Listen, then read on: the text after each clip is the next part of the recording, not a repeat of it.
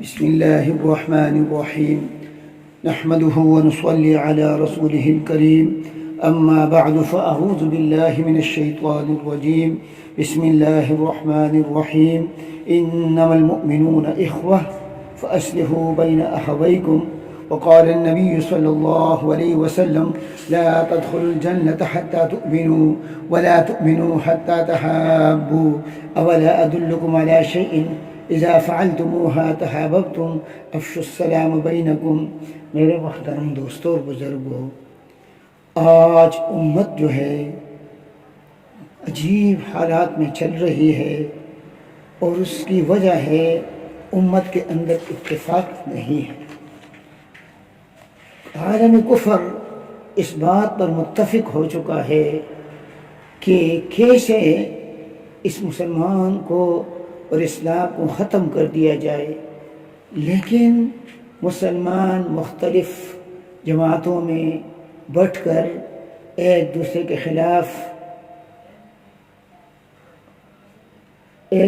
خلاف جو ہے کوشش کر رہے ہیں۔ حضرت اختلافات کیوں پیدا ہوئے، اس کی وجہ کیا ہے، سبب کیا ہے؟ حضرت مولانا اشرف علی تھانوی رحمۃ اللہ علیہ نے فرمایا کہ ہمارے مرشد حاجی امداد اللہ صاحب رحمۃ اللہ علیہ فرمایا کرتے تھے کہ اختلافات کا بنیاد تکبر ہے اور اتفاق کی جڑ تواضع ہے۔ جب انسان کے اندر تکبر ہو، وہ کہتے کہ لوگ میری بات مان لے، میں کیسے کسی کی بات مان لوں، لیکن جس کے اندر تواضع ہوتی ہے تو وہ ہر چیز کو، ہر قربانی کے لیے وہ تیار رہتا ہے۔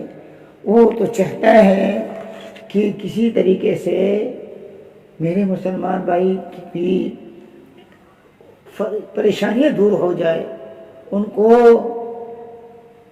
عزت مل جائے۔ تو تواضع جو ہے بنیاد ہے، اور ایک یہ ہے کہ ہم ایک دوسرے کی غیبت نہ کریں۔ حجاج ابن یوسف کتنے بڑے ظالم تھے، صحابہ کرام کو قتل کیا تھا۔ ایک شخص عبداللہ ابن عمر کے پاس آئے، حجاج ابن یوسف کی غیبت کی۔ حضرت عبداللہ ابن عمر نے فرمایا، اس کو ٹھوکا، کہا یہ مت سمجھنا کہ وہ ظالم ہے تو ہمارے لیے اس کی غیبت جائز ہے۔ آج غیبت جو ہے ہر مجلس میں غیبت ہے، اس وجہ سے جو ہے پریشانی ہے۔ جھگڑے کا ایک سبب تو تکبر ہے، اور ایک سبب غیبت ہے، اور ایک سبب جو ہے وہ تعصب ہے۔ ہم سمجھتے ہیں کہ فلاں خاندان عزت والا خاندان ہے، حالانکہ یہ خاندانوں میں بٹنا یہ تو تعارف کے لیے ہے۔ فرمایا یا ایھا الناس انا خلقناکم من ذکر و انثی وجعلناکم شعوبا وقبائل لتعارفوا۔ اے لوگو، ہم نے تمہیں ایک مرد آدم علیہ السلام اور ایک عورت حضرت حوا سے پیدا فرمایا، اور تمہیں مختلف قبائل میں تقسیم کیا تعارف کے لیے۔ باقی خاندان باعث عزت نہیں ہے۔ ان اکرمکم عند اللہ اتقاکم، عزت کا بنیاد تقوی ہے۔ حضرت بلال رضی اللہ تعالیٰ عنہ سے ہم کیوں محبت کرتے ہیں؟ وہ تو رنگ سے کالا تھا، خاندان سے غلام تھا، لیکن اس کے اندر اللہ کا دین تھا۔ ظاہر ایک صحابی ہے، مدینہ کے باہر دیہات میں رہا کرتے تھے، کبھی کبھی مدینہ تشریف لاتے، حضور علیہ السلام کے لیے جنگل کے پھل لایا کرتے تھے، حضور علیہ السلام مدینہ کے تحائف اس کو دیا کرتے تھے۔ ایک دفعہ مدینہ آئے، سیدھا بازار چلے گئے، آپ صلی اللہ علیہ وسلم کو پتہ چلا، آپ سے باہر جا کر اور اس کو پیچھے سے پکڑ لیا کہ فرمایا من یشتری ھذا الغلام منی، اس غلام کو مجھ سے کون خریدے گا؟ اس نے کہا یا رسول اللہ تجدنی قاصدا، آپ مجھے کوٹا پاؤ گے، کیونکہ میرے اندر نہ کوئی مال ہے نہ کمال ہے۔ آپ صلی اللہ علیہ وسلم نے فرمایا یہ بات ٹھیک ہے کہ اب لوگوں کے منڈی میں، لوگوں کے مارکیٹ میں آپ کا کوئی مقام نہیں، لیکن انت غال عند اللہ، اللہ کے ہاتھ کی بہت قدر و قیمت ہے۔ تو قدر و قیمت جو آتی ہے وہ دین سے آتی ہے۔ اتفاق جو ہے اس میں بڑی برکت ہے۔ خلافت عثمانیہ جب سب متفق تھے عرب اور عجم تو ان کے نام سے کافر گھبرایا کرتے تھے، لیکن جب وہ خلافت ختم ہو گئی اب دیکھو مسلمانوں کا کیا حال ہے۔ اختلافات سے بچنے کے لیے بڑوں کو چھوٹوں کے مزاج کا خیال کرنا چاہیے۔ دیکھو حضور پاک صلی اللہ علیہ وسلم تشریف فرماتے ہیں اور تہبند جو ہے ذرا اوپر تھا، ابوبکر صدیق آئے اجازت لی، آپ سب نے اس کو اجازت دے دی۔ عمر فاروق آئے اس کو اجازت دے دی۔ جب حضرت عثمان آئے پہلے تہبند کو ٹھیک کیا اور پھر جو ہے ان کو اجازت دی۔ کسی نے عرض کیا کہ حضرت یہ کیوں؟ انہوں نے کہا الا استحی من رجل یستحی منہ الملائکہ، کیا میں اس آدمی سے حیا نہ کروں جس سے فرشتے حیا کرتے ہیں؟ تو حضرت ان کے مزاج میں حیا تھی، اس لیے حضور صلی اللہ علیہ وسلم نے ان کے مزاج کا لحاظ کر لیا۔ حضور پاک صلی اللہ علیہ وسلم نے دیکھا کہ حضرت عمر کے محل کو جنت میں، فرمایا اے عمر میں نے چاہا کہ اس کے اندر چلا جاؤں لیکن آپ کی غیرت میرے سامنے آئی، میں اندر نہیں چلا گیا۔ حضور پاک صلی اللہ علیہ وسلم نے حضرت عمر کے مزاج کا لحاظ کر لیا۔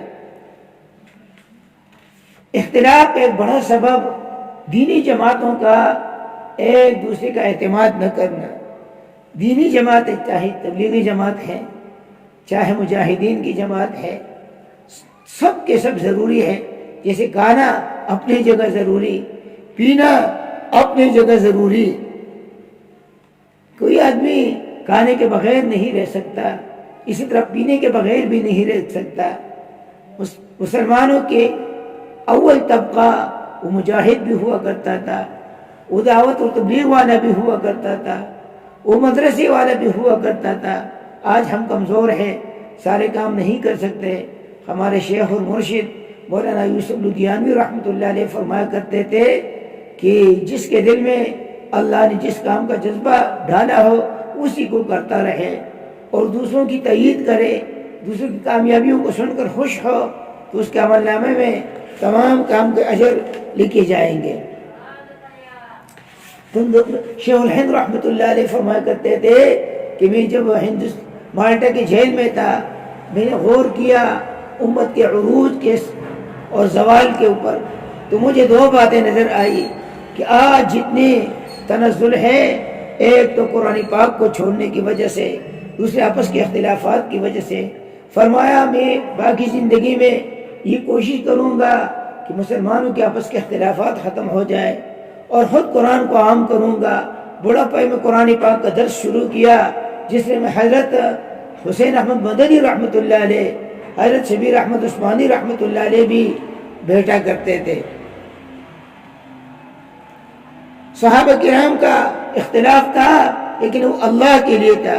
حضرت علی المرتضیٰ رضی اللہ تعالیٰ عنہ، حضرت معاویہ رضی اللہ تعالیٰ عنہ، کتنوں بڑے جنگیں ہوئی، لیکن جب روم کے بادشاہ نے حضرت معاویہ کو اپنی طرف مائل کرنا چاہا، انہوں نے کہا اے روم کے کتے، اگر تم مسلمانوں کو بری نظر سے دیکھو گے تو سب سے پہلے حضرت علی کے پہلے صحابی بھی ہوں گا، علی المرتضیٰ کا میں پہلے صحابی ہوں گا۔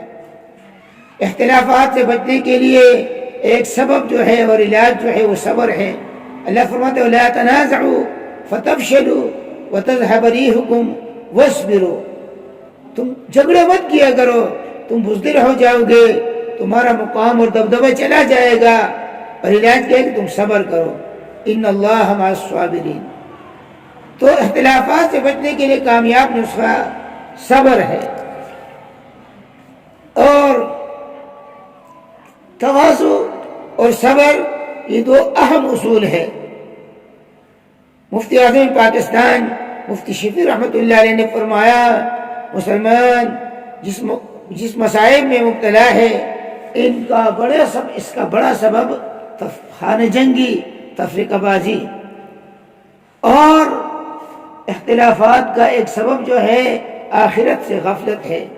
اللہ نے قرآن میں ایک مختصر صورت نازل فرمائی، والعادیات ضبحا فالموریات قدحا فالمغیرات صبحا فأثرن به نقعا فوسطن به جمعا إن الإنسان لربه لكنود وإنه على ذلك لشهيد وإنه لحب الخير لشديد أفلا يعلم إذا بعثر ما في القبور وحصل ما في الصدور إن ربهم بهم يومئذ لخبير۔ اس صورت میں ایک مرض کا ذکر ہے، ایک اس کا سبب ہے، ایک اس کا علاج ہے۔ مرض ان الانسان لربہ لکنود، انسان کے اندر ناشکری کا مرض ہے۔ سبب کیا ہے؟ انہ لحب الخیر لشدید، دنیا کی محبت۔ اس کا علاج کیا ہے؟ افلا یعلم اذا بعثر ما فی القبور، یعنی آخرت کا استحضار۔ تو آخرت کا استحضار جو ہے وہ علاج ہے، اور دنیا کی محبت وہ سبب ہے اختلافات کا۔ اختلافات کا ایک سبب ہے علماء کا عوام سے کٹنا۔ شیطان جو ہے وہ چاہتا ہے کہ علماء کو بدنام کرے۔ میرے دوستو، علماء کوئی فرشتے نہیں ہیں، علماء کے اندر بھی نفس ہے، علماء کے ساتھ بھی شیطان ہے۔ اگر کسی عالم سے گناہ سرزد ہو جائے، اس کو اچھالنا نہیں چاہیے، بلکہ اس کے لیے دعا کرنی چاہیے کہ یا اللہ اس عالم سے، ہمارے امام صاحب سے، ہمارے استاد سے ہمیں بہت فیض پہنچا ہے، یا اللہ یہ اب اس سے کوئی غلطی ہو گئی تو ان کو معاف فرما اور تو ان کی رہنمائی فرما۔ تو انشاءاللہ اگر ہماری دعا قبول ہو گئی اور وہ پھر صحیح راستے پر آئے، وہ جتنا محنت کرے گا اس میں ہمارا حصہ ہوگا۔ تو جھگڑوں کا علاج جو ہے صبر اور تواضع ہے، اور تکبر سے، بے صبری سے اختلافات پیدا ہوتے ہیں۔ اسی طرح اختلافات کے ختم ہونے کا ایک علاج اخلاص ہے۔ کسی کے ساتھ ہم تعاون کرے، یہ توقع نہ رکھے کہ میری جو ہے اس کا میرے بھی مدد کرے گا، بلکہ ہم جس کے ساتھ کوئی بھی تعاون صرف اللہ کے لیے۔ انشاءاللہ جب ہم کسی سے توقع نہیں رکھیں گے، آج اختلاف تو اسی وجہ پیدا ہوتا ہے کہ دیکھو فلاں موقع پر میں نے اس کا مدد کیا، اب مجھے ضرورت پیش آئی، انہوں نے میرا مدد نہیں کیا۔ اگر ہم نے اللہ کے لیے کچھ مدد کیا ہوگا، اس سے ہماری توقع ہی نہیں ہوگی، تو انشاءاللہ پھر اختلافات پیدا نہیں ہوں گے۔ محبت بہت ضروری ہے۔ حضور فرمایا لا تدخلوا الجنة حتى تؤمنوا، تم جنت میں نہیں جا سکتے جب تک تم مومن نہ بنو، ولا تؤمنوا، اور تم مومن نہیں بن سکتے حتى تحابوا، یہاں تک کہ تم محبت کرنے لگ جاؤ۔ اولا ادلکم على شيء اذا فعلتموها تحاببتم، تمہیں وہ چیز نہ بتاؤ جب تم اس کو کرنے لگ جاؤ تو آپس میں محبت پیدا ہو جائے گی۔ وہ کیا؟ افشوا السلام بینکم، سلام پھیلایا کرو۔ فما وجبت محبتی للمتحابین فیہ والمتشاورین فیہ والمتجالسین فیہ، میری محبت واجب ہو گئی ان لوگوں کے لیے جو میرے لیے ایک دوسرے محبت کرتے تھے، ایک دوسرے پر حرج کرتے ہیں، ایک دوسرے کے ساتھ بیٹھتے ہیں۔ فرمایا این المتحابون فیہ، کہاں ہیں وہ لوگ جو میرے لیے محبت کیا کرتے تھے؟ اليوم اذلہ یوم لا ذل الا ذلی، کہ آج کوئی سایہ نہیں ہے، میں اپنے عرش کے سائے کے نیچے اس کو سایہ دے دوں۔ تو محبت، ایک دوسرے کے ساتھ محبت۔ کیوں؟ الخلق عیال اللہ، یہ مخلوق اللہ کا کنبہ ہے۔ وَأَحَبُّ الْخَلْقِ إِلَى اللَّهِ مَنْ أَحْسَنَ إِلَىٰ عَيَالِهِ، مخلوق میں بہتر وہی ہے جو اللہ کے مخلوق کے ساتھ اچائی کرے۔ اللہ کے مخلوق کے ساتھ اچائی کریں گے، انشاءاللہ ہم اللہ کے محبوب بنیں گے، اللہ کا تعلق ہمیں نصیب ہوگا، اور مسلمانوں کی خدمت کریں گے۔ کرو مہربانی اہل زمین پر، خدا مہربان ہوگا عرش بری پر۔ اللہ ارحموا من فی الارض یرحمکم من فی السماء، تم زمین والوں پر رحم کرو، آسمان والا تم پر رحم کرے گا۔ اللہ ہم سب کو توفیق نصیب فرما دے کہ ہم ایک دوسرے کے معاون بن جائے، ایک دوسرے کے خیر خواہ بن جائے، ایک دوسرے کے لیے دعا کرنے والے بن جائے۔ فرما جو آدمی رسول اللہ صلی اللہ علیہ وسلم کی امت کے لیے روزانہ 5 مرتبہ دعا کرے گا، اللہ اس کو ابدال کا مقام نصیب فرمائے گا۔ اللہم اغفر لامت حبیبک واہد امت حبیبک وتجاوز عن امت حبیبک ارحم علی امت حبیبک۔ اللہ ہم سب کو عمل کرنے کی توفیق نصیب فرما دے۔ وآخر دعوانا الحمد للہ رب العالمین.